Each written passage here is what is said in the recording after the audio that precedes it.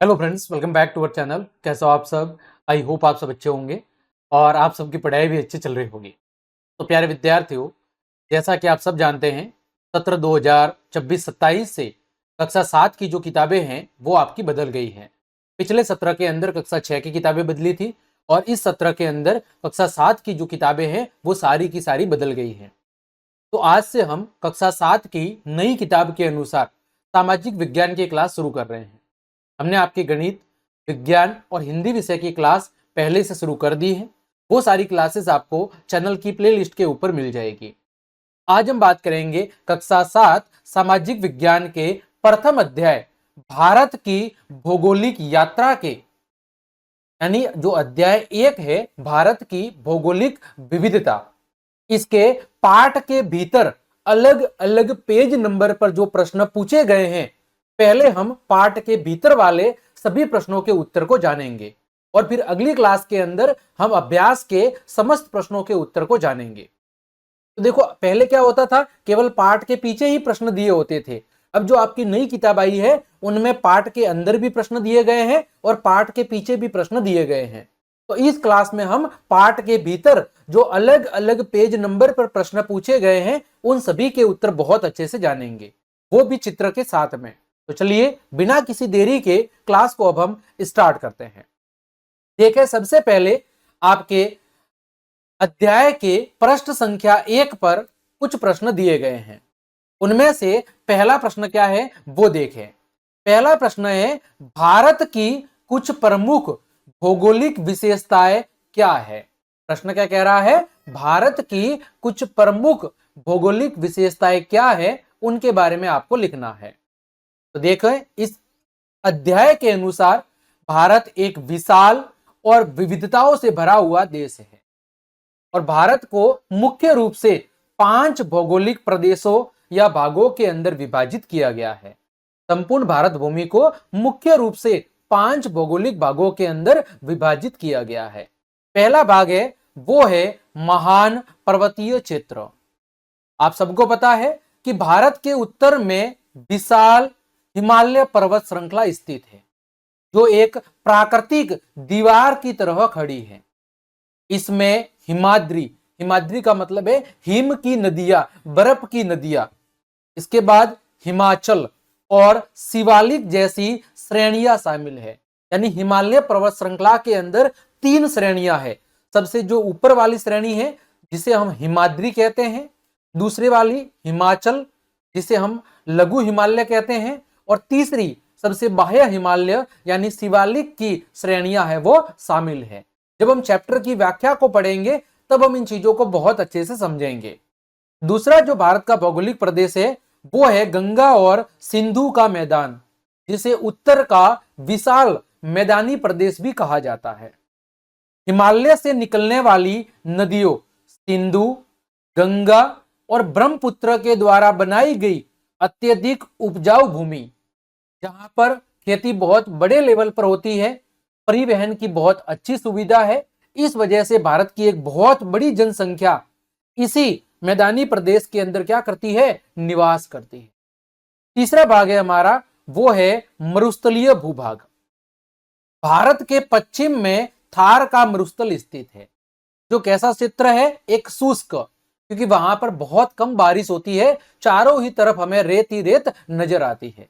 इसके अलावा भारत के सबसे ऊपरी भाग में लद्दाख जैसा एक शीत मरुस्थल, यानी बिल्कुल बर्फ से ढका हुआ मरुस्थल भी नजर आता है, और वो भी क्या है? वो भी हमारे भारत देश का एक हिस्सा है। तो भारत में शुष्क मरुस्थल यानी गर्म मरुस्थल और ठंडा मरुस्थल, दोनों ही प्रकार के मरुस्थल पाए जाते हैं। अगला भाग है दक्षिण प्रायद्वीपीय पठार। यह 3 और जल से अरब सागर, बंगाल की खाड़ी और हिंद महासागर से घिरा हुआ एक त्रिकोणीय क्षेत्र है ना। और 3 और पानी से घिरा होने की वजह से ही इसे क्या कहा जाता है? प्रायद्वीपीय क्षेत्र, जो आपके खनिजों और वनों से समृद्ध है, जहां पर खनिज और वन बहुत अधिक मात्रा में मौजूद है। और अगला भारत का जो भौगोलिक प्रदेश है वो है द्वीप समूह। भारत के पास 2 प्रमुख द्वीप समूह हैं। पहला है अरब सागर के अंदर मौजूद लक्षद्वीप समूह, दूसरा है बंगाल की खाड़ी में स्थित अंडमान और निकोबार द्वीप समूह।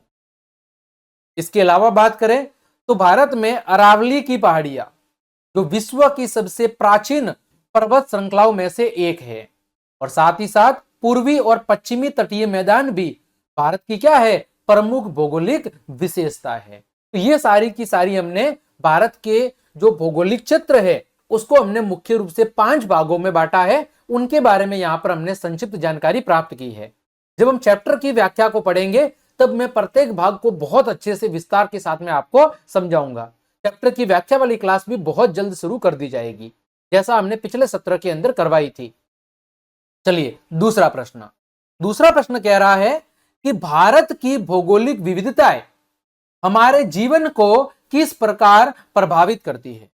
अभी हमने भारत की अलग अलग भौगोलिक विशेषताएं पढ़ी। उत्तर में विशाल हिमालय, फिर उत्तर का विशाल मैदानी प्रदेश, फिर थार का मरुस्थल, फिर हमारा प्रायद्वीपीय पठारी क्षेत्र, फिर हमने पढ़ा हमारे द्वीप समूह। तो ये हमारे जीवन को कैसे प्रभावित करते हैं उसके बारे में आपको लिखना है। तो भारत की भौगोलिक जो विविधता है वो हमारे जीवन के हर पहलू को बहुत अधिक गहराई से क्या करती है, प्रभावित करती है। जैसे सबसे पहले बात करें जल और कृषि की, तो हिमालय की बर्फ पिघलने से जो नदियां निकलती है, गंगा यमुना, हिमालय की बर्फ पिघलने से जो नदियां गंगा और यमुना जैसी नदियां बनती है, जो हमें पीने का पानी, सिंचाई के लिए पानी और उद्योगों के लिए जल प्रदान करती है। उत्तर का विशाल उपजाऊ मैदान कृषि के लिए हमें एक आदर्श स्थान प्रदान करते हैं। पहला फायदा तो यह है। दूसरा फायदा जलवायु और संस्कृति, पहाड़, समुद्र और मरुस्थल भारत की जलवायु को एक आकार देते हैं। अलग अलग क्षेत्रों की जलवायु के अनुसार ही वहां के लोगों का खान पान, वहां के लोगों की वेशभूषा और जीवन शैली भी बदलती है। उदाहरण की बात करूं मैं तो थार के मरुस्थल के लोगों ने अपनी जीवन शैली को वहां की कठोर परिस्थितियों के अनुरूप ढाला है, क्योंकि थार के मरुस्थल के अंदर पानी की बहुत कम मात्रा देखने को मिलती है। इस वजह से वहां के लोगों ने उन परिस्थितियों के अनुसार अपने आप को ढाला है। फिर बात करें तीसरा जो प्रभाव है वो है आर्थिक अवसर पर। प्रायद्वीपीय पठार है हमारा जो क्षेत्र, वो खनिजों और ऊर्जा संसाधनों जैसे कोयले से समृद्ध है, जो वहां के उद्योगों और अर्थव्यवस्था को सहारा देते हैं। वही तटीय क्षेत्रों में पतन यानी पोर्ट्स, बंदरगाह, व्यापार और मछली पकड़ने के अवसर है वो प्रदान करते हैं। आगे बात करें आध्यात्मिक और सांस्कृतिक प्रभाव। हिमालय जैसे पर्वत अनेक संस्कृतियों और आस्थाओं का केंद्र है, जो दुनिया भर से लोगों को आध्यात्मिक शांति और पर्यटन के लिए अपनी ओर आकर्षित करते हैं। आपने देखा होगा हिमालय के अंदर आपके उत्तराखंड में नैनीताल, मसूरी, वैष्णो देवी जैसे बहुत सारे दर्शनीय स्थल हैं, जहां पर लाखों की संख्या में पर्यटक है वो घूमने के लिए आया करते हैं। अगला प्रभाव है वो है आवास और सुरक्षा के ऊपर। उत्तर में हिमालय, दक्षिण में समुद्र भारत के लिए प्राकृतिक सीमाओं और सुरक्षा दीवारों का क्या करते हैं, कार्य करते हैं। तो कुल मिला के भारत की जो अलग अलग भौगोलिक विविधताएं हैं वो हमारे जीवन को कई पहलुओं से क्या करती है, प्रभावित करती है। चाहे वो जल और कृषि के मामले में हो, जलवायु या संस्कृति के मामले में हो, आर्थिक मामलों में हो, आध्यात्मिक और सांस्कृतिक मामलों में हो, आवास और सुरक्षा के मामले में हो। हमारी जो भारत की भौगोलिक विविधता है वो सभी तरीकों से हमें किसी न किसी रूप में प्रभावित जरूर करती है। आगे बढ़े हम पेज संख्या 3 पर दिए गए प्रश्न की बात करते हैं। पेज संख्या 3 पर पहला प्रश्न दिया गया है, क्या आप बता सकते हैं कि भारत लगभग किन अक्षांशों और देशांतर रेखाओं के मध्य स्थित है। देखो आपके ग्लोब के ऊपर जो आड़ी रेखाएं होती है, ग्लोब के ऊपर जो आड़ी रेखाएं होती है उन रेखाओं को कहा जाता है अक्षांश रेखाएं, और जो ग्लोब के ऊपर खड़ी रेखाएं होती है उन्हें कहा जाता है देशांतर रेखाएं। तो आपको बताना है कि भारत है वो ग्लोब के ऊपर किन अक्षांशों और देशांतरों के बीच में स्थित है। देखो भारत के अगर अक्षांशीय विस्तार की बात करें तो भारत का जो अक्षांशीय विस्तार है वो 8 डिग्री 4 मिनट उत्तरी अक्षांश से लेकर 37 डिग्री 6 मिनट उत्तरी अक्षांश तक है। देखो जैसे ये भारत है, ये भारत है, तो भारत का जो अक्षांशीय विस्तार है वो कितना है, यहां पर 8 डिग्री 4 मिनट उत्तरी अक्षांश, यहां पर कितना है 37 डिग्री 6 मिनट उत्तरी अक्षांश। देशांतरी विस्तार कितना है 68 डिग्री 7 मिनट पूर्वी देशांतर से लेकर 97 डिग्री 25 मिनट पूर्वी देशांतर तक। ये भारत का क्या है, अक्षांशीय और देशांतरीय विस्तार है। तो अक्षांशीय विस्तार 8 डिग्री 4 मिनट उत्तरी अक्षांश से लेकर 37 डिग्री 6 मिनट उत्तरी अक्षांश तक, और देशांतरीय विस्तार की बात करें तो 68 डिग्री 7 मिनट पूर्वी देशांतर से लेकर 97 डिग्री 25 मिनट पूर्वी देशांतर तक हमारा प्यारा भारत देश फैला हुआ है। आगे बढ़े हम, दूसरा प्रश्न, भारत के भौगोलिक मानचित्र पर भौगोलिक विशेषताओं की पहचान करें। देखो यहां पर भारत को हमने मुख्य रूप से 5 भौगोलिक प्रदेशों के अंदर बांटा था। देखो यहां पर पहला महान पर्वतीय क्षेत्र, सबसे ऊपर आपको दिख रहा है महान पर्वतीय क्षेत्र, जो ये ऊपर वाला भाग दिख रहा है पूरा भूरे रंग में, वो पूरा हमारा हिमालय क्षेत्र है। यहां पर देखो कौन सा भाग है, थार का मरुस्थल। फिर इधर हिमालय से नीचे और थार के मरुस्थल के पूर्व में कौन सा है, गंगा और सिंधु का मैदान है।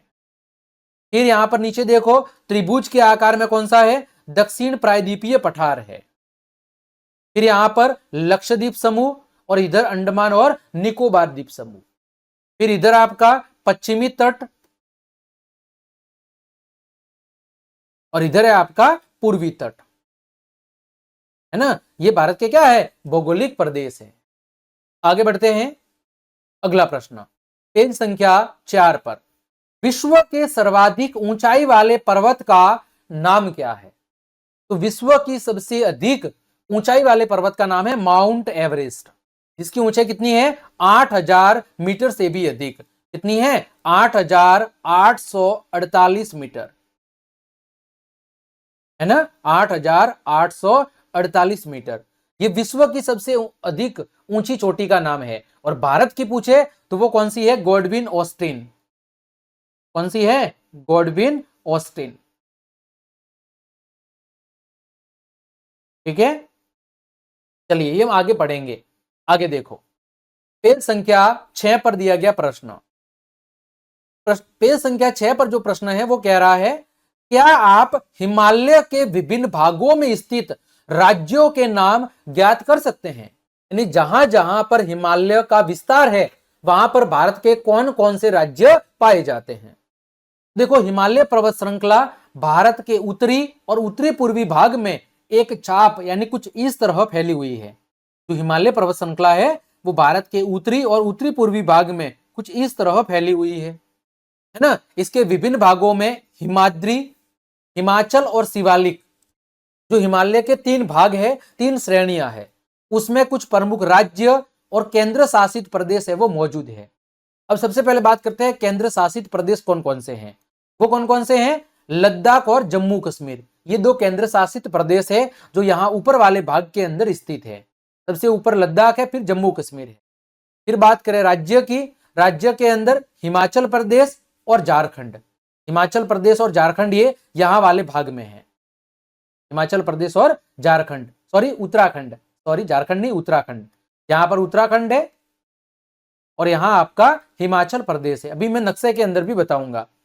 फिर आगे बढ़ते हैं, आगे वाले भाग में सिक्किम और पश्चिम बंगाल, यहां पर चलते हैं, यहां पर सिक्किम है और यहां पर आपका पश्चिम बंगाल है। उससे आगे चलते हैं तो अरुणाचल प्रदेश, नागालैंड, मणिपुर, मिजोरम, त्रिपुरा, मेघालय और असम के कुछ पहाड़ी हिस्से। तो ये सारे राज्य केंद्र शासित प्रदेश में तो लद्दाख और जम्मू कश्मीर, राज्य के अंदर हिमाचल प्रदेश, उत्तराखंड, सिक्किम, पश्चिम बंगाल, अरुणाचल प्रदेश, नागालैंड, मणिपुर, मिजोरम, त्रिपुरा, मेघालय और असम का कुछ पहाड़ी भाग, यहां पर हिमालय का विस्तार देखने को मिलता है। चलिए आपको नक्शे के अंदर भी बताता हूं, ये पूरा हिमालय का विस्तार है। देखो यहां पर सबसे पहले क्या है, लद्दाख है, लद्दाख के बाद जम्मू और कश्मीर, ये क्या हो गए केंद्र शासित प्रदेश, लद्दाख और जम्मू कश्मीर। फिर आगे बढ़ते हैं तो हिमाचल प्रदेश और उत्तराखंड, उससे आगे चलते हैं तो सिक्किम और पश्चिमी बंगाल, उससे आगे अरुणाचल प्रदेश, नागालैंड, मेघालय, मणिपुर, मिजोरम और यहां पर कौन सा है, असम। इन सभी राज्यों के अंदर जो आपका हिमालय है वो फैला हुआ है। ठीक है, तो ये आप नक्शे के माध्यम से आसानी से समझ सकते हैं। ठीक, आगे बढ़े हम। अगला है पेज संख्या 11 पर दिए गए प्रश्न। पहला प्रश्न है, गर्मियों में सूखने की अपेक्षा ब्रह्मपुत्र नदी में जल की मात्रा बढ़ जाती है। क्या आप अनुमान लगा सकते हैं कि ऐसा क्यों होता है? आपने देखा होगा कि गर्मियों के अंदर ज्यादातर नदियों के अंदर जो पानी है वो क्या हो जाता है, सूख जाता है। लेकिन जो आपकी ब्रह्मपुत्र नदी है उसमें गर्मियों के अंदर जल की मात्रा और बढ़ जाती है। ऐसा क्यों होता है, इसके पीछे क्या कारण है, वो आपको बताना है।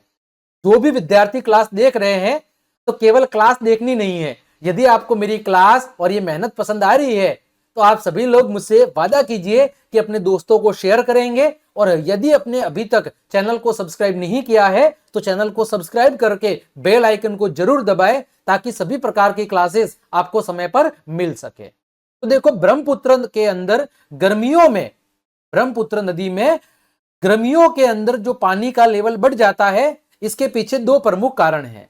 पहला कारण है हिमनद यानी ग्लेशियर का पिघलना। हिमनद का मतलब है कि जो बर्फ के पर्वत हैं, जो बर्फ के पठार है, जो बर्फ की चोटियां है, उन बर्फ के पर्वतों या बर्फ की चोटियों का पिघलना। ब्रह्मपुत्र एक हिमालयी नदी है। इसका उद्गम कहां से होता है, हिमालय से। इसका उद्गम हिमालय के अंदर तिब्बत में मानसरोवर झील के पास स्थित हिम नदों से, बर्फ के छोटे छोटे झीलों से होता है। गर्मियों में जब तापमान बढ़ जाता है तो हिमालय की बर्फ और हिमनद तेजी से पिघलते हैं, जिससे क्या होता है, जिससे नदी के अंदर पानी की मात्रा बढ़ जाती है। दूसरा क्या कारण है, भारी वर्षा। गर्मियों के अंत में और मानसून की शुरुआत में भारत का जो पूर्वोत्तर वाला भाग है और तिब्बत के क्षेत्रों में भारी बारिश होती है, जिससे नदी का जल स्तर और अधिक क्या हो जाता है, गर्मियों के अंदर बढ़ जाता है। तो दो कारण है। पहला कारण तो है बर्फ की चोटियों का पिघलना, कि जो ब्रह्मपुत्र नदी है वो कहां से निकलती है, हिमालय से। गर्मियों में क्या होता है, तापमान बढ़ जाता है, और जब ताप बढ़ता है तो बर्फ है वो पिघलने लगता है, जिससे नदी के अंदर पानी का लेवल और बढ़ जाता है। और दूसरा कारण है भारी वर्षा। गर्मियों के अंत में और मानसून की शुरुआत में तिब्बत के क्षेत्र में और जो भारत का पूर्वी भाग वाला क्षेत्र है वहां पर बहुत अधिक बारिश होती है, जिसकी वजह से ब्रह्मपुत्र नदी में गर्मियों के मौसम में पानी का लेवल काफी हद तक बढ़ जाता है। ठीक, आगे बढ़े हम। दूसरा प्रश्न, आइए पता लगाए, मैदानी क्षेत्रों में प्रकाश के सकेंद्रण पर ध्यान दीजिए। इस सकेंद्रण का क्या कारण हो सकता है? प्रश्न क्या कह रहा है कि जो आपके मैदानी क्षेत्र है वहां पर प्रकाश का सकेंद्र यानी प्रकाश बहुत अधिक चमकता है, दिखाई देता है, प्रकाश की चमक बहुत अधिक नजर आती है। इसके पीछे क्या कारण है वो बताना है। देखो यहां पर चित्र, उपग्रह के द्वारा दिए गए चित्र में गंगा के मैदानी क्षेत्रों में जो प्रकाश का भारी सकेंद्रण दिखाई दे रहा है उसके मुख्य कारण ये है। ये देखो चित्र है जो ऊपर सैटेलाइट से गंगा के मैदान का लिया गया है। अब यहां पर देखो ये बहुत ज्यादा चमकीला नजर आ रहा है, इसके पीछे क्या कारण है वो बताने हैं। देखो, तो यहां का पहला कारण है वो है यहां की सघन जनसंख्या। गंगा के मैदान बहुत अधिक उपजाऊ है, जहां कृषि, जल और परिवहन की उत्तम सुविधाएं मौजूद है। इस वजह से भारत की एक बहुत बड़ी जनसंख्या यहां पर निवास करती है, क्योंकि खेती के लिए उपजाऊ जमीन है, बहुत प्रॉपर मात्रा में पानी है और परिवहन की बहुत उत्तम सुविधा है। इस वजह से भारत की बहुत बड़ी जनसंख्या यहां पर निवास करती है। दूसरा कारण है शहरीकरण और बिजली। इस क्षेत्र के अंदर यानी जो मैदानी प्रदेश है उसमें दिल्ली, कानपुर, लखनऊ, पटना और कोलकाता जैसे बड़े शहर और औद्योगिक केंद्र यहां पर स्थित है। रात के समय इन शहरों की सड़कों, घरों और उद्योगों की बिजली की रोशनी उपग्रह चित्र में प्रकाश के सकेंद्रण के रूप में चमकती हुई दिखाई देती है।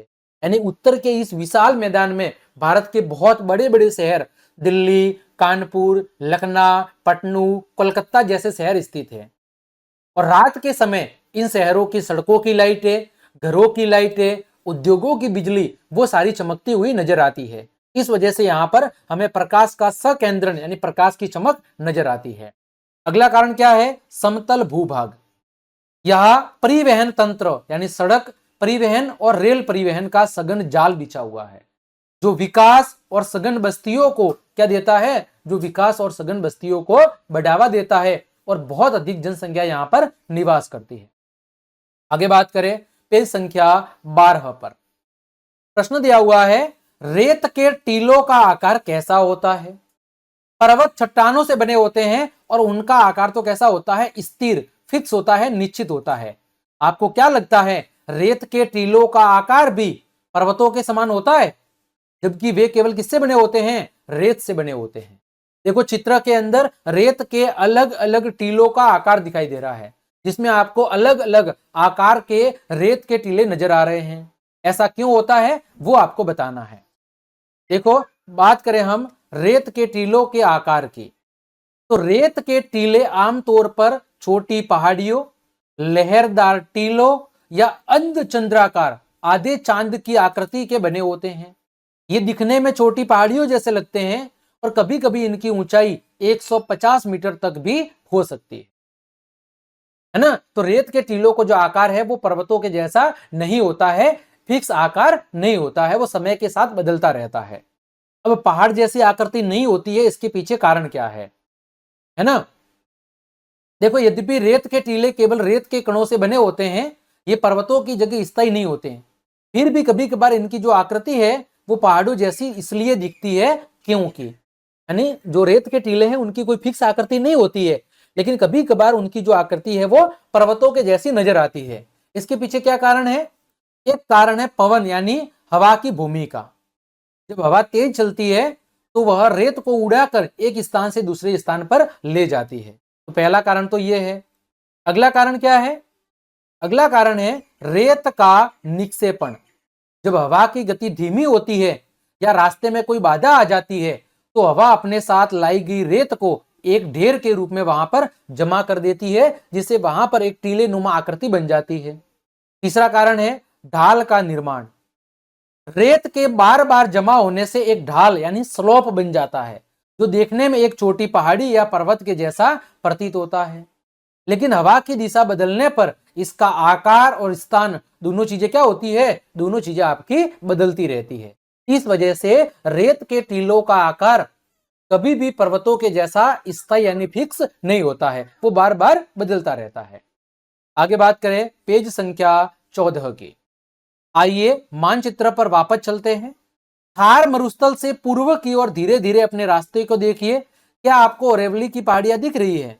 देखो यहां पर ये पूरा क्या है? थार का मरुस्थल।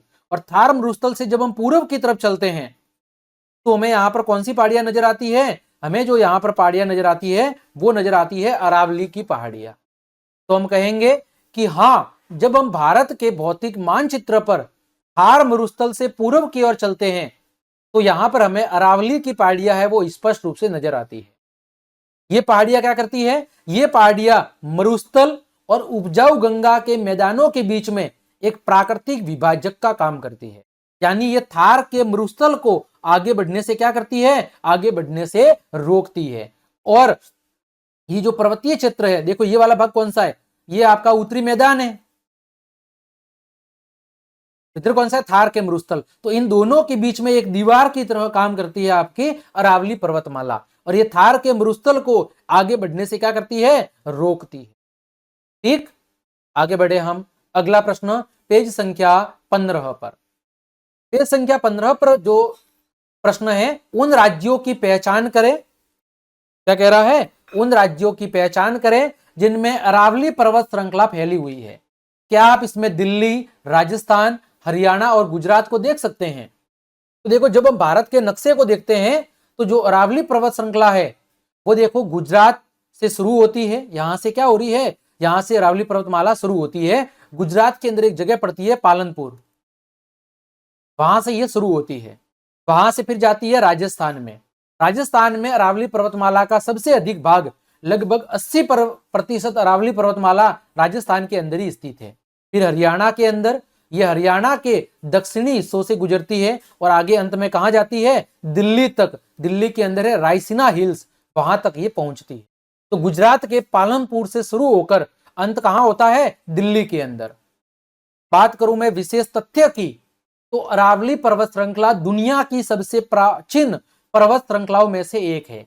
लगभग 2.5 अरब वर्ष पूर्व इसका निर्माण हुआ था और इसकी सबसे जो ऊंची चोटी है वो है आपकी माउंट आबू के अंदर गुरु शिखर, जिसकी ऊंचाई कितनी है? कहीं पर लिखा हुआ है 1722, कहीं पर लिखा हुआ है 1728 मीटर। अरावली पर्वतमाला की सर्वोच्च चोटी है वो है माउंट आबू, उसके अंदर एक जगह पड़ती है गुरु शिखर, वो अरावली पर्वतमाला की सबसे ऊंची चोटी है। और प्यारे बच्चों, मैं माउंट आबू का ही निवासी हूं, है ना। मैं माउंट आबू जो कि राजस्थान के सिरोही जिले में स्थित है, मैं वहां का ही निवासी हूं। तो हम कह सकते हैं कि अरावली पर्वतमाला भारत के 4 राज्य गुजरात, राजस्थान, हरियाणा और दिल्ली के अंदर फैली हुई है।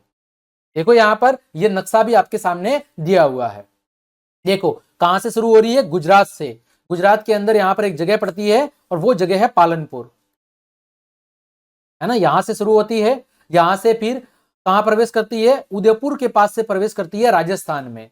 राजस्थान में देखो बहुत बड़ी श्रृंखला, लगभग अरावली का 80% भाग राजस्थान में पाया जाता है।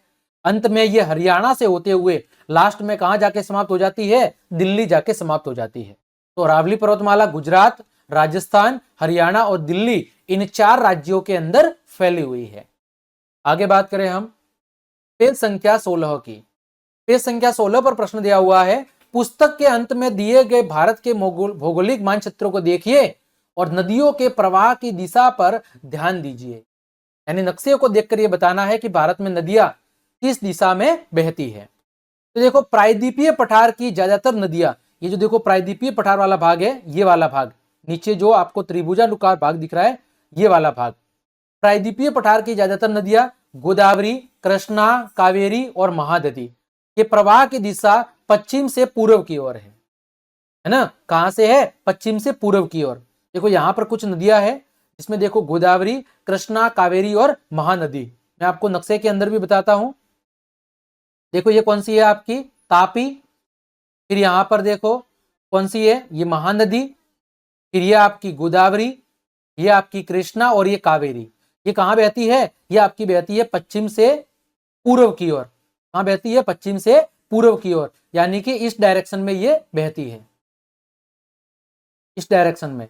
इसका कारण क्या है? प्रायद्वीपीय पठार का सामान्य ढाल पश्चिम से पूर्व की ओर है।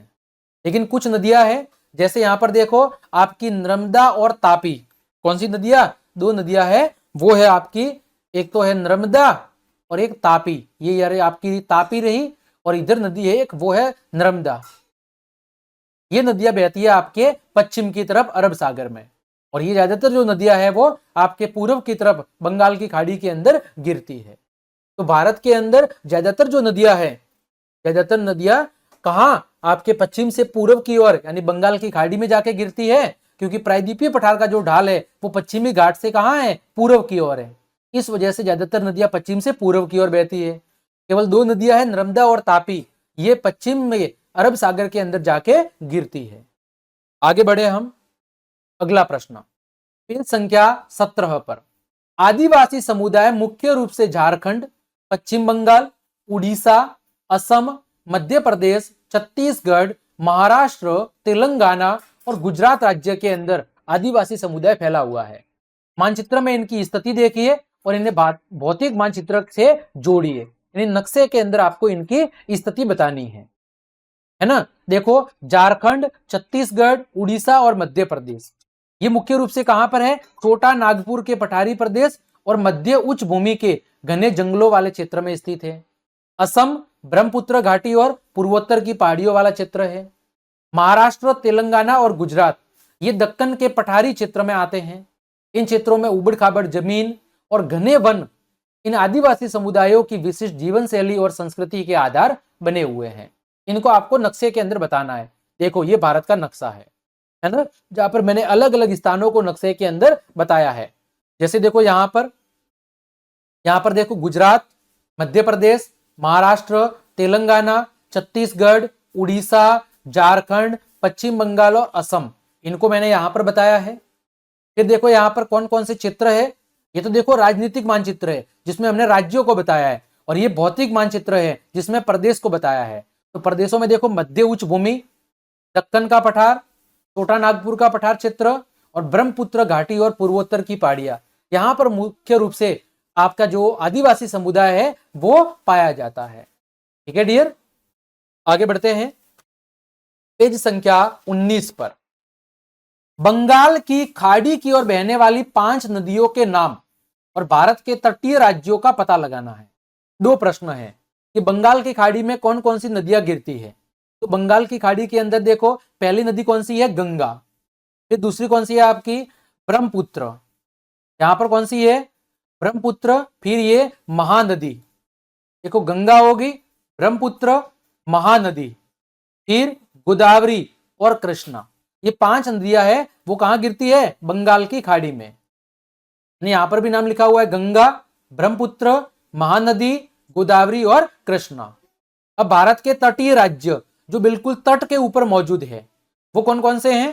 देखो तटीय राज्य की यदि मैं बात करूं यहां पर, तो तटीय राज्य में देखो आपका, देखो यहां पर सबसे पहले गुजरात, गुजरात के बाद यहां पर आपका महाराष्ट्र, महाराष्ट्र के बाद गोवा, यहां पर कर्नाटक, केरल, तमिलनाडु, आंध्र प्रदेश, उड़ीसा, पश्चिम बंगाल। ये सारे भारत के क्या है, भारत के तटीय राज्य है। जिसमें से देखो गुजरात, महाराष्ट्र, गोवा, कर्नाटक और केरल ये पश्चिमी तट पर है, इस वाले भाग में है। ये वाला पश्चिमी तट है और ये आपका पूर्वी तट है। पूर्वी तट पे कौन कौन से हैं, तमिलनाडु, आंध्र प्रदेश, आपका उड़ीसा, पश्चिम बंगाल, ये आपके पूर्वी तट वाले राज्य है। आगे बढ़े हम, भारत के पश्चिमी और पूर्वी तटीय मैदानों के मध्य क्या क्या अंतर है। एक तो पश्चिमी तटीय मैदान, देखो भारत का नीचे वाला भाग कुछ ऐसा है ना। तो जो ये वाला भाग है ये कौन सा है, पश्चिमी तटीय मैदान, पश्चिमी तटीय मैदान। और ये वाला भाग है कौन सा है, पूर्वी तटीय मैदान। तो दोनों भागों के जो मैदान है उनमें क्या अंतर है वो बताना है। तो देखो सबसे पहले बात करते हैं पश्चिमी तटीय मैदान की। तो ये पश्चिमी घाट और अरब सागर के बीच में है। यहां पर कौन सा सागर है आपका, अरब सागर है ना। और यहां पर कौन सी खाड़ी है, बंगाल की खाड़ी। तो जो पश्चिमी तटीय मैदान है वो पश्चिमी घाट और अरब सागर के बीच में है, जबकि पूर्वी तटीय मैदान पूर्वी घाट और बंगाल की खाड़ी के बीच में है। फिर पश्चिमी तटीय मैदान यहां पर गुजरात से लेकर कहां तक फैला है, यहां पर केरल तक, गुजरात से लेकर केरल तक फैला हुआ है। पूर्वी तट या तमिलनाडु से लेकर कहां तक फैला हुआ है, तमिलनाडु से उड़ीसा। फिर पश्चिमी तट के जो मैदान है वो ज्यादातर संकरे हैं, जबकि पूर्वी तट के मैदान ज्यादातर अधिक चौड़े हैं। पश्चिमी तटीय मैदान की जो नदियां है वो नर्मदा और तापी 2 प्रमुख नदियां हैं। पूर्वी तट के अंदर महानदी, गोदावरी, कृष्णा और कावेरी नदियां बहती है। पश्चिमी तट की जो नदियां है वो ज्वारंद मुख बनाती है, डेल्टा नहीं बनाती है। ज्वारंद मुख यानी आगे जाके ये क्या करती है, आपके छोटे छोटे ज्वार बनाती है ना, यानी बीच के भाग एक उभरा रहता है, उसके चारों तरफ नदियां फैल जाती है। जबकि पूर्वी तट की जो नदियां है वो विशाल और उपजाऊ डेल्टा बनाती है। ये क्या होते हैं, जब चैप्टर पढ़ेंगे तब बहुत अच्छे से समझेंगे। फिर पश्चिमी तट की जो तट रेखा है वो कटी फटी है और प्राकृतिक बंदरगाहों के लिए बहुत ज्यादा उपयुक्त है। वही पूर्वी तटीय मैदान की तट रेखा बहुत अधिक नियमित है और कैसी है, बिल्कुल समतल है। तो दोनों के बीच में अंतर हो जाएगा। तीसरा प्रश्न है आपका, जब नदियां तटों के निकट अनेक धाराओं में विभाजित हो जाती है तो उसे क्या कहा जाता है। देखो यहां पर जब नदियां, जब ये देखो मुख्य नदियां है, समुद्र में मिलने से पहले ये छोटी छोटी धाराओं के अंदर क्या हो जाती है, छोटी छोटी धाराओं के अंदर बढ़ जाती है। इन धाराओं को क्या कहेंगे, वितरिकाएं कहेंगे। क्या कहेंगे, इन धाराओं को हम कहेंगे वितरिकाएं। और इन वितरिकाओं के जाल से किसका निर्माण होता है, वितरिकाओं के जाल से डेल्टाओं का निर्माण होता है। तो जब नदियां तटों के निकट पहुंचती है तो अनेक छोटी छोटी धाराओं के अंदर बढ़ जाती है, उन्हें हम क्या कहते हैं, वितरिकाएं। और वितरिकाओं के जाल से क्या बनता है, डेल्टा बनता है। तो प्यारे विद्यार्थियों, प्यारे लाडलो, प्यारे रसगुल्लो, इस तरह आज की इस क्लास के अंदर हमने आपके पाठ के भीतर अलग अलग पेज नंबर पर जो महत्वपूर्ण प्रश्न पूछे गए थे उन सभी के उत्तर बहुत अच्छे से जान लिए हैं। क्लास ज्यादा लंबी न हो इसके लिए पाठ के पीछे जो अभ्यास के प्रश्न दिए गए हैं उनको हम अगली क्लास के अंदर डिस्कस करेंगे। तो क्लास देखने के लिए आप सभी का धन्यवाद। यदि आपको मेरी क्लास और ये मेहनत पसंद आई है तो फिर लाइक, कमेंट, शेयर और सब्सक्राइब जरूर करें। सभी प्रकार के नोट्स और अपडेट्स के लिए वीडियो के डिस्क्रिप्शन में हमारे टेलीग्राम चैनल की लिंक दी हुई है, वहां से आप टेलीग्राम को ज्वाइन कर ले। सभी प्रकार के नोट्स, सभी प्रकार की क्लासेस की जानकारी आपको टेलीग्राम पर समय समय पर मिलती रहेगी। यदि आपने अभी तक चैनल को सब्सक्राइब नहीं किया है तो चैनल को अभी जाके सब्सक्राइब कर लो और बेल आइकन को जरूर दबा दो, ताकि क्लास होते ही आपको जानकारी समय पर मिल जाएगी। यदि आपको मेरी क्लास और ये मेहनत पसंद आई है तो फिर अपने दोस्तों को भी जरूर शेयर करना। मिलते हैं अगली क्लास में, तब तक के लिए आप सबको जय हिंद, जय भारत।